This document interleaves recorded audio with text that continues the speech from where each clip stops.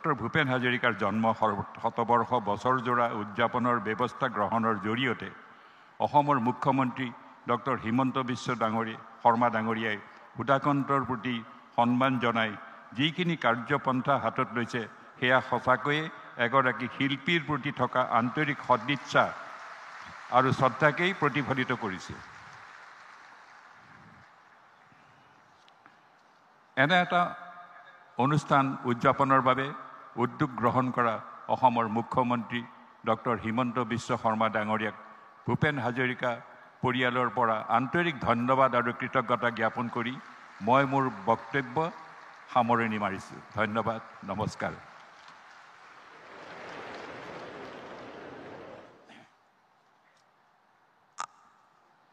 धन्यवाद महाशय।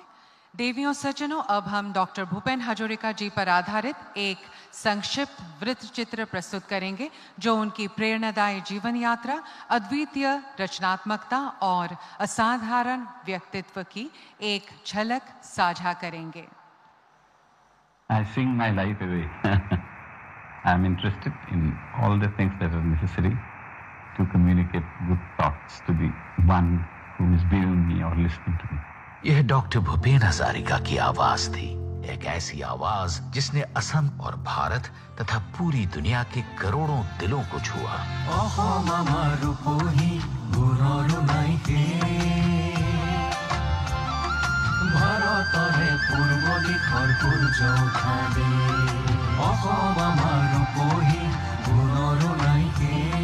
असम वह धरती जिसे ब्रह्मपुत्र ने सींचा है।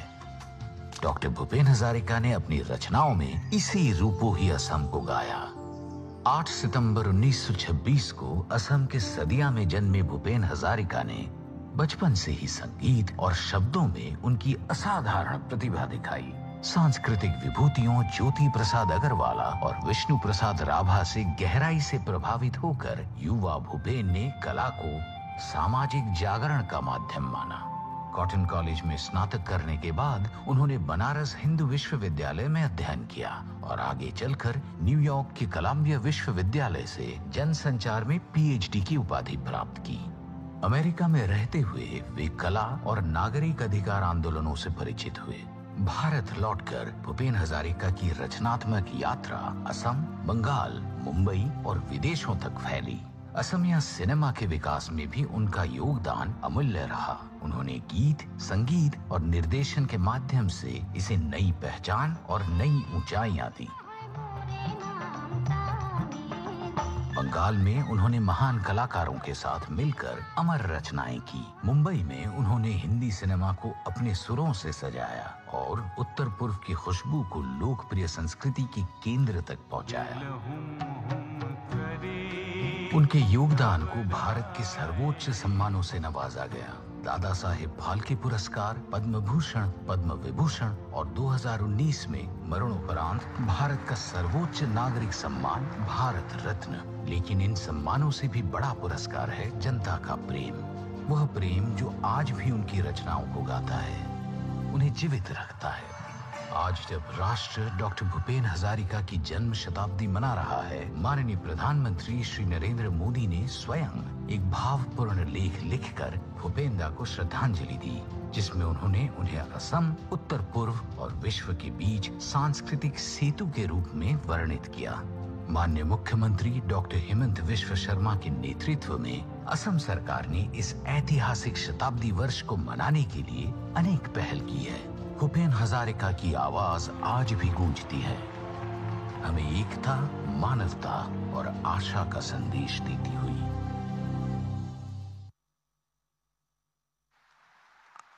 धन्यवाद। अब मैं असम के माननीय मुख्यमंत्री डॉक्टर हिमंता बिस्वा शर्मा जी से विनम्र अनुरोध करती हूं कि वे कृपया इस गरिमामय सभा को संबोधित करें।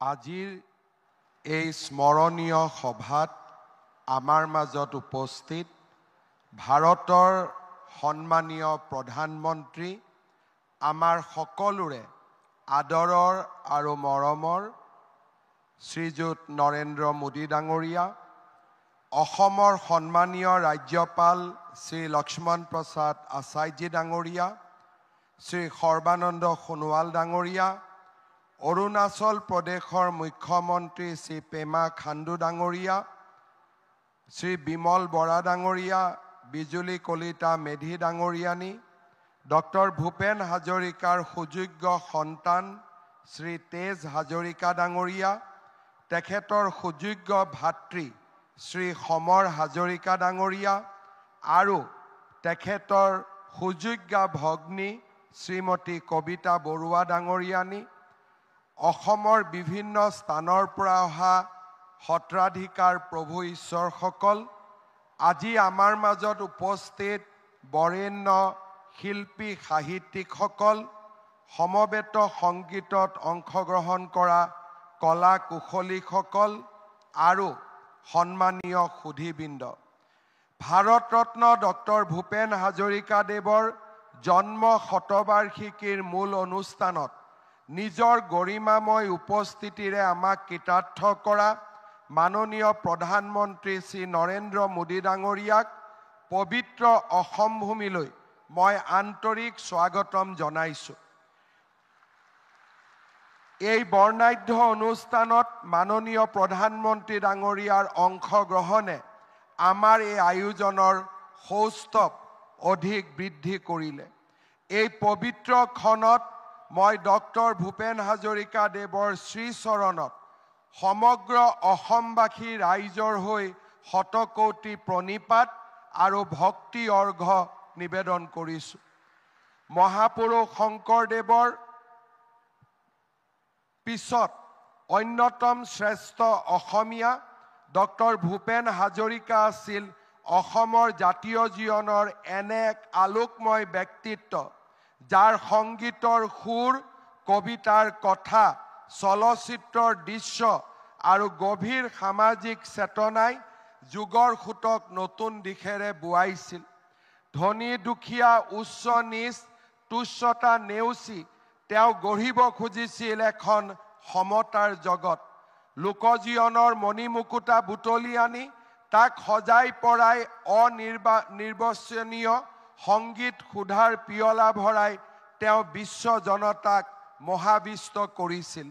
তেওঁৰ অতুল্য প্ৰভাৱৰ যুগজয়ী ঢৌ আজিও প্ৰজন্মৰ পৰা প্ৰজন্মলৈ স্পন্দিত হৈ আছে।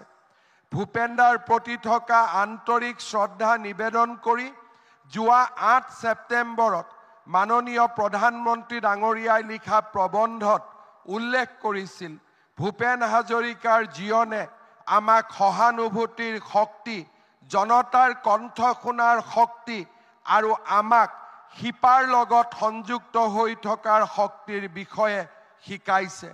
ভূপেন হাজৰিকাক লৈ ধন্য ভাৰত। অসমীয়াৰ উপৰিও ইংৰাজী, হিন্দী আৰু বিভিন্ন আঞ্চলিক ভাষাত প্ৰধানমন্ত্ৰী ডাঙৰীয়াই এনেধৰণে নিজৰ মনোভাৱ ব্যক্ত কৰিছিল। ভূপেন হাজৰিকাৰ জীৱন আছিল এক সাংগীতিক মহাযাত্ৰা। পুণ্যভূমি অসমৰ মণিকাঞ্চন শংকৰ মাধৱৰ উদাৰ মানৱতাবাদী আদৰ্শ শিৰত লৈ জ্যোতিৰ জেউতি আৰু ৰাভাৰ আভাৰে সুন্দৰৰ সৰোবৰ আলিয়েদি আগবাঢ়ি গৈ ভূপেন হাজৰিকাই গানৰ সামাজিক দায়িত্ব উপলব্ধি কৰিছিল। তেওঁ বুজি উঠিছিল গানত বিনোদনৰ লগতে সমাজৰ কথা, মানুহৰ যন্ত্ৰণা আৰু সপোনৰ ভাষাও থাকিব লাগিব। মহাপুৰুষ শংকৰদেৱৰ বৰগীতৰ পৰা আৰম্ভ কৰি বিহুগীত, আইনাম, বিয়ানাম, নিচুকনি গীত, ঐনিতম, জিকিৰ, কামৰূপী, গোৱালপৰীয়া লোকগীত, ঝুমুৰ, ভাটিয়ালি, বাউল আদি লোকসুৰৰ সমাহাৰে তেওঁ সৃষ্টিক সমৃদ্ধ কৰিছিল। তেওঁৰ নীতিত গভীৰ তথা অকৃত্ৰিম স্বদেশ প্ৰেম আছিল। চলচ্চিত্ৰৰ ক্ষেত্ৰতো তেওঁৰ অৱদান আছিল অতুলনীয়। দেশৰ চলচ্চিত্ৰ জগতৰ সৰ্বোচ্চ সন্মান দাদা চাহেব ফাল্কে বঁটা আছিল তেওঁৰ এই কৃতিত্বৰ স্বীকৃতি। সত্ৰীয়া নৃত্যক ৰাষ্ট্ৰীয় স্বীকৃতি প্ৰদানত সংগীত নাটক একাডেমীৰ অধ্যক্ষ হিচাপে তেওঁৰ ভূমিকা অসমীয়া জাতিয়ে কেতিয়াও পাহৰিব নোৱাৰে। জনতাৰ হৃদয়ৰ সাকু গঢ়োতা গণশিল্পী গৰাকীলৈ অনন্য শ্ৰদ্ধা নিবেদন কৰি 2019 চনত ভাৰতৰ মাননীয় প্ৰধানমন্ত্ৰী ডাঙৰীয়াই এইগৰাকী বিশ্ববৰেণ্য শিল্পীক দেশৰ সৰ্বোচ্চ অসামৰিক সন্মানেৰে ভাৰত ৰত্নৰে বিভূষিত কৰাটো আছিল আমাৰ জাতিৰ বিৰল প্ৰাপ্তিৰ মুহূৰ্ত। তদুপৰি আজিৰ এই অনুষ্ঠানত মাননীয় প্ৰধানমন্ত্ৰী ডাঙৰীয়াই ডক্টৰ ভূপেন হাজৰিকাৰ সোঁৱৰণত ৰিজাৰ্ভ বেংক অফ ইণ্ডিয়াই প্ৰস্তুত কৰা 100 টকা মূল্যৰ এটা বিশেষ মুদ্ৰাও আনুষ্ঠানিকভাৱে উদ্বোধন কৰিব। ধলা শদিয়াৰ দলঙক ডক্টৰ ভূপেন হাজৰিকাৰ নামেৰে অৰ্পণ কৰি আমাৰ জাতিটোক এক কৃতজ্ঞতাৰ দোলেৰে প্ৰধানমন্ত্ৰী ডাঙৰীয়াই বান খুৱাই থৈ গ'ল। ডক্টৰ ভূপেন হাজৰিকা ডাঙৰীয়াৰ যেতিয়া মৃত্যু হৈছিল তেওঁৰ সমাধিত অসমৰ ৰাইজে ভাৰত চৰকাৰৰ কোনোবা এজন ব্যক্তিক বিচাৰিছিল। আমি বিচাৰিছিলোঁ সেইদিনাখন ভাৰতৰ প্ৰধানমন্ত্ৰীয়ে নিজে আহি ডক্টৰ ভূপেন হাজৰিকাক মাল্য অৰ্পণেৰে জাতিটোক সমৃদ্ধ কৰক। আজি প্ৰধানমন্ত্ৰী সেইদিনাখন আমাৰ সেই সপোন হৈ আছিল, কিন্তু আজি 100 বছৰ জন্ম জয়ন্তীৰ দিনা ডক্টৰ ভূপেন হাজৰিকাক সম্বৰ্ধনা আৰু শ্ৰদ্ধা জনাবলৈ ভাৰতৰ প্ৰধানমন্ত্ৰী ডাঙৰীয়া উপস্থিত হৈ অসমৰ মানুহৰ মনৰ পৰা সেই বেদনাও মচি দিলে। যোৱা 5টা বছৰ আছিল আমাৰ ৰাজ্যৰ বিকাশৰ লগতে আমাৰ সংস্কৃতিক আবাহন কৰাৰ এক নতুন সময়। আমাৰ অসমীয়া ভাষাক ধ্ৰুপদী ভাষাৰ মৰ্যাদা, চৰাইদেউ মৈদামক বিশ্ব ঐতিহ্যৰ স্বীকৃতি, ঝুমুৰ বিহুক বিশ্ব জগতলৈ লৈ যোৱা, লাচিত বৰফুকনলৈ 400তম জন্ম জয়ন্তীত প্ৰণিপাত জনোৱা আৰু আজি ডক্টৰ ভূপেন হাজৰিকাৰ 100তম জন্ম শতবাৰ্ষিকীত প্ৰধানমন্ত্ৰী ডাঙৰীয়াৰ উপস্থিতিয়ে অসমীয়া জাতিক এক নতুন গৌৰৱৰ ক্ষণলৈ লৈ গ'ল। অসমৰ মুখ্যমন্ত্ৰী হিচাপে মোৰ বাবে ই এক প্ৰাপ্তি, জাতিটোৰ বাবে প্ৰাপ্তি, আমাৰ নতুন প্ৰজন্মৰ বাবে ই সদায়ে এক মিঠা সোঁৱৰণ হৈ থাকিব। মই পুনৰ এবাৰ কৃতজ্ঞ অসমীয়া জাতিৰ হৈ ডক্টৰ ভূপেন হাজৰিকা ডাঙৰীয়াক শ্ৰদ্ধা নিবেদন কৰিছোঁ। ৰাজ্য চৰকাৰে তেওঁৰ জন্ম শতবাৰ্ষিকীৰ এটা বছৰ অত্যন্ত গাম্ভীৰ্যতাৰে পালন কৰিব। অসমবাসী ৰাইজৰ মই সহায় আৰু সহযোগিতা কামনা কৰিছোঁ। পুনৰ এবাৰ আজিৰ এই অনুষ্ঠানক সুন্দৰ ভূপেনদাৰ গানেৰে সজোৱা প্ৰতিগৰাকী কলা কুশলীক মই মোৰ ধন্যবাদ জনাইছোঁ। পুনৰ এবাৰ প্ৰধানমন্ত্ৰী নৰেন্দ্ৰ মোদী ডাঙৰীয়াক मैं कृतज्ञता जनाइछु। माननीय प्रधानमंत्री नरेंद्र मोदी जी ने आज हमारा बीच में आकर भूपेंद्र को जैसे सम्मानित किया है, हम असमवासी कभी नहीं भूलेंगे और हम हमेशा प्रधानमंत्री जी को इस कारण हमेशा याद रखेंगे। और प्रधानमंत्री जी से मैं आशीर्वाद मानता हूं, अगली 1 साल हम जन्म शतवार्षिकी भूपेंद्र का पालन करूंगा। उस पूरा साल में प्रधानमंत्री जी का आशीर्वाद हमारा साथ रहे, यही निवेदन करते हुए मैं मेरा वाणी को विराम देता हूं। बहुत बहुत धन्यवाद। जय हिंद, वंदे मातरम, जय असम। धन्यवाद महोदय। आपके कुशल नेतृत्व में हमारी सांस्कृतिक विरासत को नया विस्तार, नई ऊर्जा तथा नई पहचान मिल रही है। देवियों सज्जनों, कुछ ही समय में भारत रत्न डॉक्टर भूपेन हाजरिका के जीवनी पुस्तक का विमोचन किया जाएगा। इस महत्वपूर्ण कृति की लेखिका साहित्य अकादमी पुरस्कार से सम्मानित श्रीमती अनुराधा खर्मा पुजारी जी है। मुझे यह बताते हुए प्रसन्नता हो रही है कि मूल लेखिका तथा अन्य 21 भाषाओं के अनुवादक गण आज हमारे बीच इस सभा में उपस्थित हैं। अब मैं माननीय प्रधानमंत्री महोदय से अनुरोध करती हूं कि वे कृपया अपने कर कमलों से असमिया भाषा में रचित भारत रत्न डॉक्टर भूपेन हाजोरिका के मूल जीवनी पुस्तक का विमोचन करें।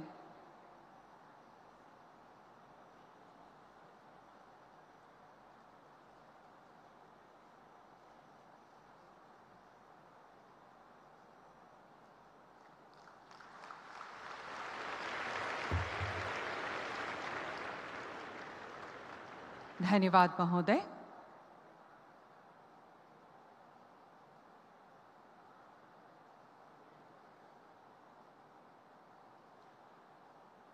अब मैं माननीय प्रधानमंत्री जी से पुनः निवेदन करूंगी कि इस पुस्तक की 21 अन्य भारतीय भाषाओं में अनुवादित पुस्तकों का विमोचन आभासी रूप से करें।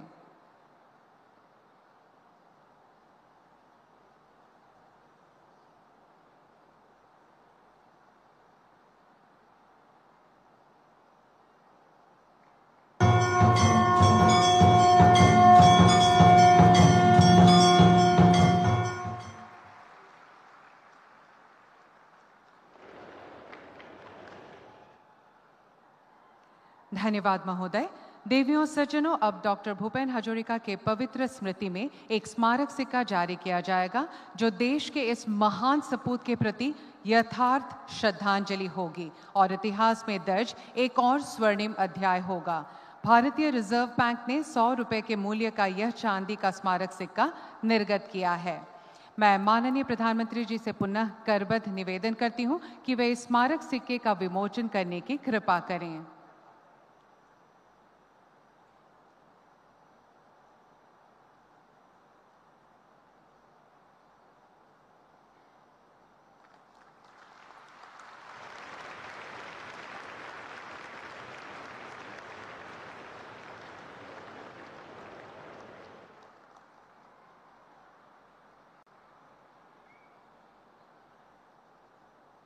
धन्यवाद महोदय।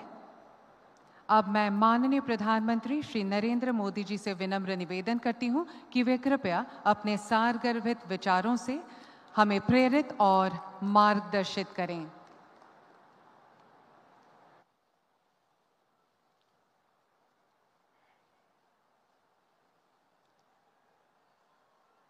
मैं कहूंगा, भूपेन दा आप कहिए अमर रहे, अमर रहे। भूपेन दा, भूपेन दा, भूपेन दा। असम के राज्यपाल लक्ष्मण प्रसाद आचार्य जी, यहाँ के लोकप्रिय मुख्यमंत्री हिमंता बिश्व शर्मा जी, अरुणाचल प्रदेश के युवा मुख्यमंत्री प्रेमा खांडू जी, केंद्रीय मंत्रिमंडल में मेरे साथी सर्बानंद सोनोवाल जी, मंच पर उपस्थित भूपेन हजारिका जी के भाई श्री समर हजारिका जी, भूपेन हजारिका जी की बहन श्रीमती कविता बरुआ जी, भूपेन दा के पुत्र श्री तेज हजारिका जी। तेज को मैं कहूंगा केम छो। उपस्थित अन्य महानुभाव और असम के मेरे भाई और बहनों, आज का दिन अद्भुत है और ये पल अनमोल है। जो दृश्य यहां मैंने देखा, जो उत्साह, जो तालमेल मुझे दिखा, भूपेन संगीत की जो लय दिखी, अगर मैं भूपेन दा के ही शब्दों में कहूं तो मन में बार बार आ रहा था, समय ओ धीरे चलो, समय ओ धीरे चलो। मन कर रहा था भूपेन संगीत की ये लहर ऐसे ही हर तरफ बहती रहे, बहती ही रहे। मैं इस आयोजन में हिस्सा लेने वाले सभी कलाकारों की बहुत बहुत सराहना करता हूं। असम का मिजाज ही कुछ ऐसा है कि हर ऐसे आयोजन में नया रिकॉर्ड बन जाता है। आज भी आपकी परफॉर्मेंस के जबरदस्त तैयारी दिख रही थी। आप सबका अभिनंदन, आप सबको बधाई। साथियों, अभी कुछ दिन पूर्व ही 8 सितंबर को भूपेन हजारिका जी का जन्मदिवस बीता है। उस दिन मैंने भूपेन दा को समर्पित एक लेख में अपनी भावनाएं व्यक्त की थी। मेरा सौभाग्य है कि उनके जन्म शताब्दी वर्ष के इस आयोजन में मुझे हिस्सा लेने का अवसर मिला है। अभी हेमंता कह रहे थे कि मैंने आकर के कुछ कृपा की है। उल्टा है, ऐसे पवित्र अवसर पर आना ये मेरा सौभाग्य है।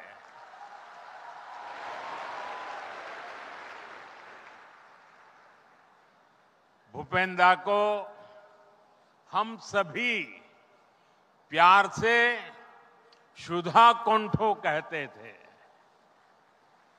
ये उन सुधा कोंठो का जन्म शताब्दी वर्ष है जिन्होंने भारत की भावनाओं को आवाज दी, जिन्होंने संगीत को संवेदना से जोड़ा, जिन्होंने संगीत में भारत के सपनों को संजोया और जिन्होंने मां गंगा से मां भारती की करुणा को कह सुनाया।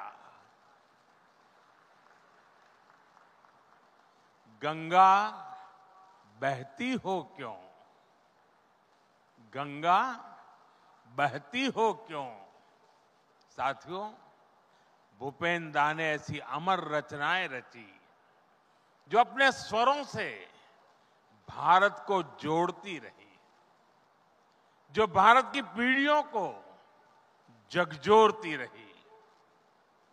भाइयों बहनों, भूपेन दा सशरीर हमारे बीच नहीं रहे, लेकिन उनके गीत, उनके स्वर आज भी भारत की विकास यात्रा के साक्षी बन रहे हैं, उसे ऊर्जा दे रहे हैं।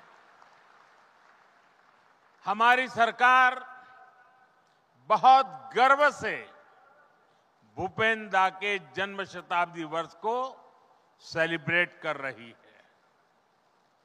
हम भूपेन हजारिका जी के गीतों को, उनके संदेशों को और उनकी जीवन यात्रा को घर घर ले जा रहे हैं। आज यहां उनकी बायोग्राफी भी रिलीज की गई है। मैं इस अवसर पर डॉक्टर भूपेन हजारिका जी को श्रद्धापूर्वक नमन करता हूं। मैं असम के भाई बहनों के साथ ही हर भारतवासी को भूपेन दा के जन्म शताब्दी वर्ष पर बधाई देता हूं। साथियों, भूपेन हजारिका जी ने जीवन पर्यंत संगीत की सेवा की। संगीत जब साधना बनता है तो वो हमारी आत्मा को छूता है, और संगीत जब संकल्प बनता है तो वो समाज को नई दिशा दिखाने का माध्यम बन जाता है।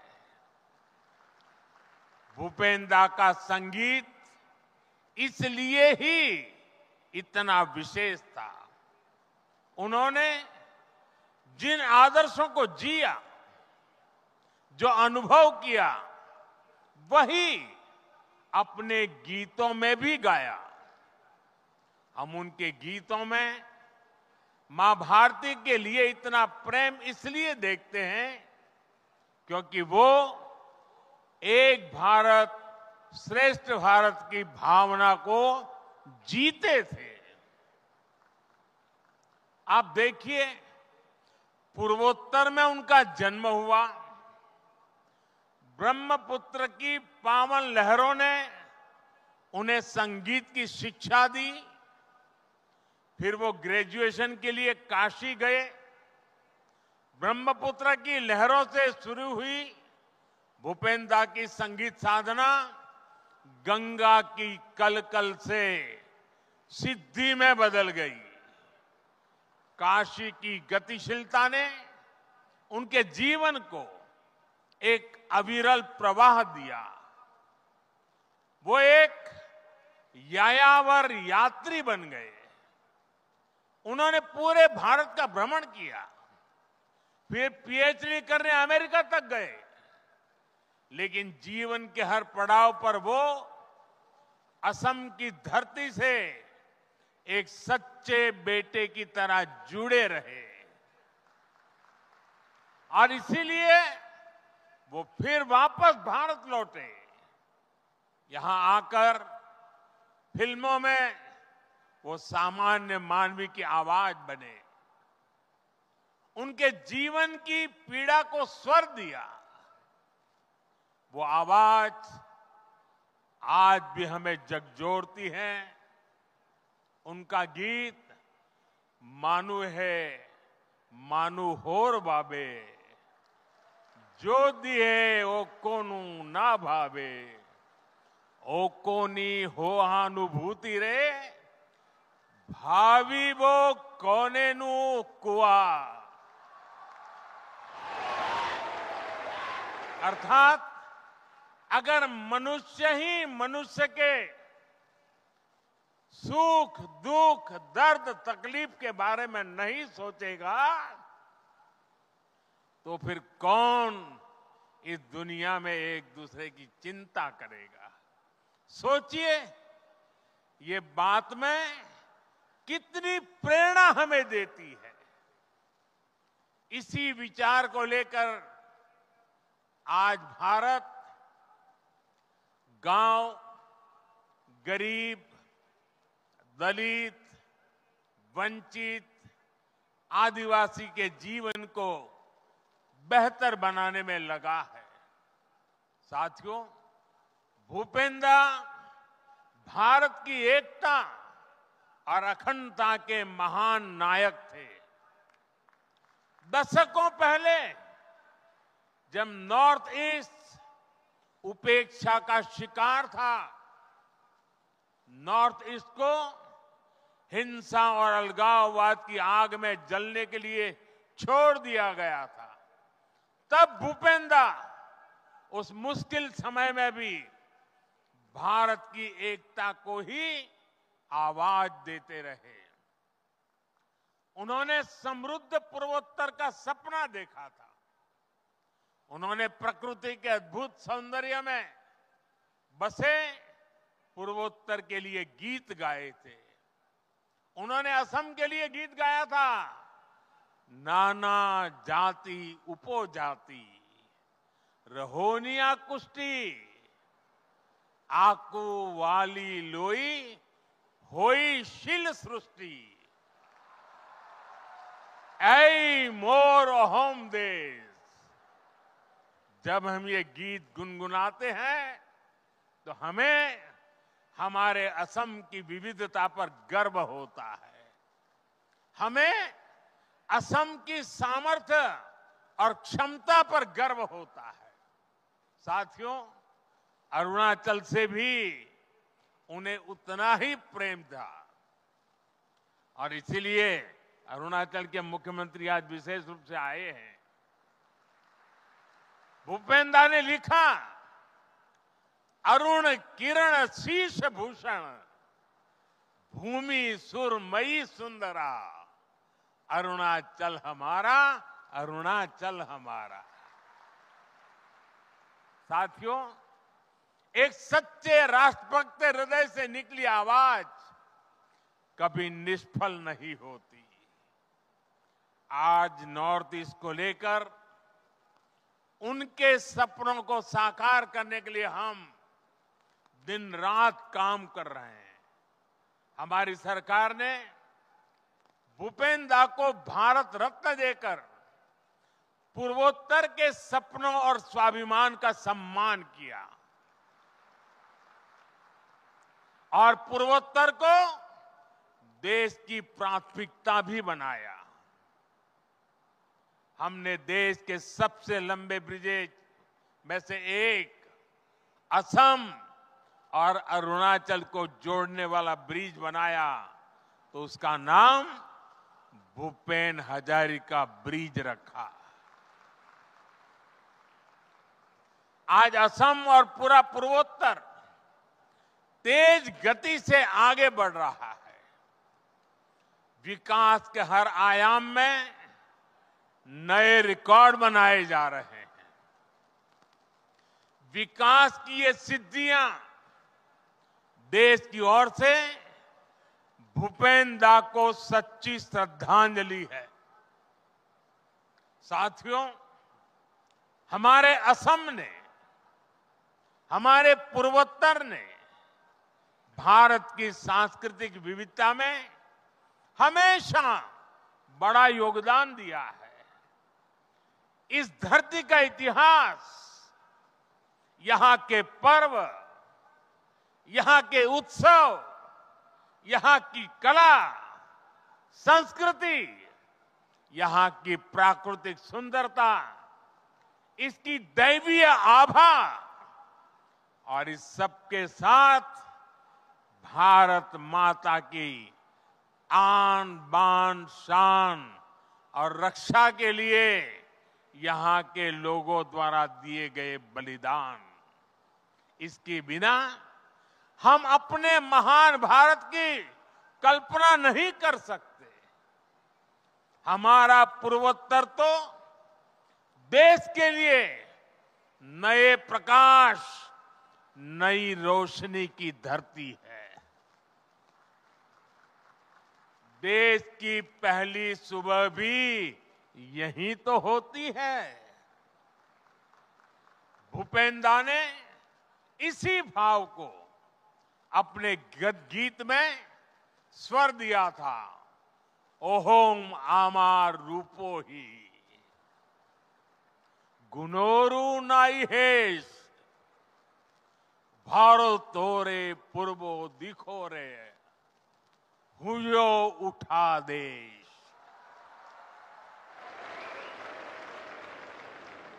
इसलिए भाइयों बहनों, जब हम असम के इतिहास को सेलिब्रेट करते हैं, तभी भारत का इतिहास पूरा होता है, तभी भारत का उल्लास पूरा होता है।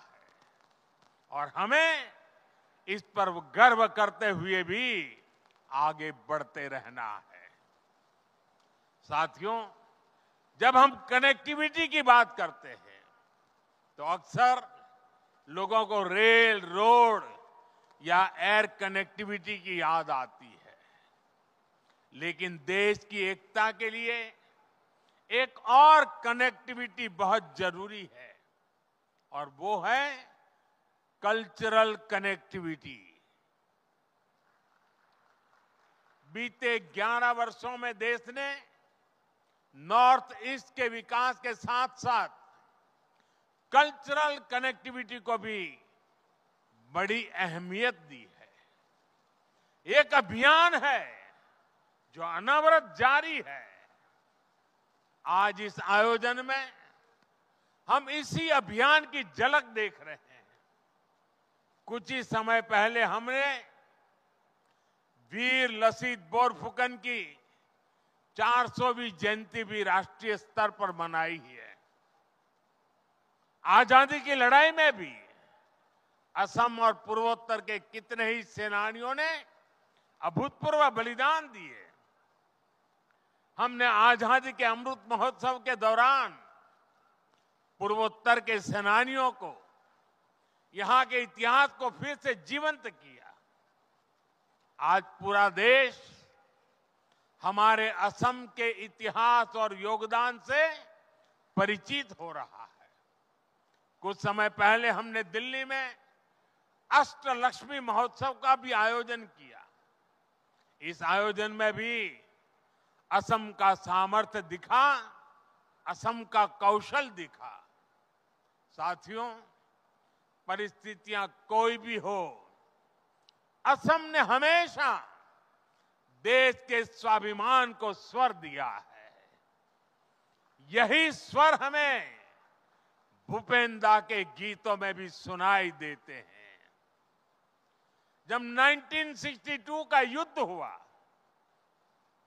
तो असम उस लड़ाई को प्रत्यक्ष देख रहा था। तब भूपेन दा ने देश की प्रतिज्ञा को बुलंद किया था। उन्होंने उस समय गाया था, प्रोति जोबान रक्तोरे बिंदु, हा हा होर अनंत हिंदू, सेई हा हा होर दुर्जोय लहरे, झांसीले प्रतिज्ञा जय रे। उस प्रतिज्ञा ने देशवासियों में नया जोश भर दिया था।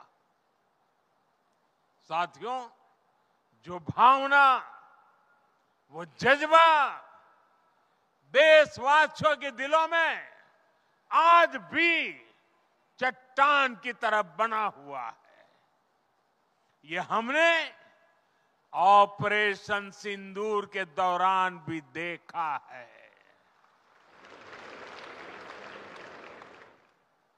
पाकिस्तान के आतंकी मंसूबों को देश ने ऐसा जवाब दिया कि भारत की ताकत की गूंज पूरी दुनिया तक गई है। हमने दिखा दिया, भारत का दुश्मन किसी भी कोने में सुरक्षित नहीं रहेगा। नया भारत किसी भी कीमत पर अपनी सुरक्षा और स्वाभिमान से समझौता नहीं करेगा।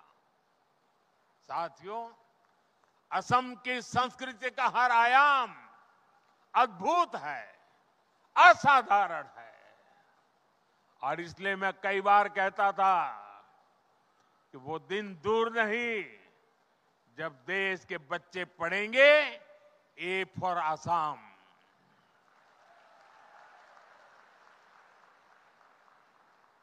यहां की संस्कृति, सम्मान और स्वाभिमान के साथ साथ असीम संभावनाओं की स्रोत भी है। असम के परिधान, यहां का खान पान, असम का पर्यटन, यहां के प्रोडक्ट्स, हमें इसे देश ही नहीं पूरी दुनिया में पहचान दिलानी है। आप सब जानते हैं, असम के गमोसा की ब्रांडिंग तो मैं खुद ही बहुत गर्व से करता रहता हूं। ऐसे ही हमें असम के हर उत्पाद को दुनिया के कोने कोने में ले जाना है। साथियों, भूपेन दा का पूरा जीवन देश के लक्ष्यों के प्रति समर्पित रहा। आज भूपेन दा के जन्म शताब्दी वर्ष के इस अवसर पर हमें देश के लिए आत्मनिर्भरता का संकल्प लेना है। मैं असम के मेरे भाई बहनों से अपील करूंगा, हमें वोकल फॉर लोकल का ब्रांड एम्बेसडर बनना है। हमें स्वदेशी चीजों पर गर्व करना है। हम स्वदेशी ही खरीदें और स्वदेशी ही बेचें। हम इन अभियानों को जितनी गति देंगे, विकसित भारत का सपना उतना ही तेज गति से पूरा होगा। साथियों, भूपेन दा ने 13 साल की उम्र में गीत लिखा था। अग्नि जुगोर फिरिंगोती मोय, नोतुन भारत गोडिम, हरबो हारार हरबोश्वो पुनार फिराय आनिम, नोतुन भारत गोडिम। साथियों, इस गीत में उन्होंने खुद को अग्नि की चिंगारी मानकर यह संकल्प लिया था कि नया भारत बनाएंगे, एक ऐसा नया भारत जहां हर पीड़ित, हर वंचित को उनका अधिकार वापस मिले। मेरे भाई और बहनों, नूतन भारत का जो सपना भूपेन दा ने तब देखा था, आज वो देश का संकल्प बन चुका है। हमें इस संकल्प से खुद को जोड़ना है। आज समय है हम अपने हर प्रयास, हर संकल्प के केंद्र में 2047 के विकसित भारत को रखें। इसकी प्रेरणा हमें भूपेन दा के गीतों से मिलेगी, उनके जीवन से मिलेगी। हमारे ये संकल्प ही भूपेन हजारिका जी के सपनों को साकार करेंगे। इसी भाव के साथ मैं एक बार फिर सभी देशवासियों को भूपेन दा के जन्म शताब्दी वर्ष की बहुत बहुत बधाई देता हूं। मेरी आप सबसे प्रार्थना है, अपना मोबाइल फोन निकालिए और मोबाइल फोन की फ्लैश लाइट चालू करके भूपेन दा को श्रद्धांजलि दीजिए। हजारों हजारों ये दीप भूपेन दा की अमर आत्मा को श्रद्धांजलि दे रहे हैं। उनके स्वर को आज की पीढ़ी रोशनी से सजा रही है। आपका बहुत बहुत धन्यवाद।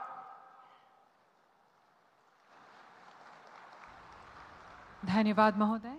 आपके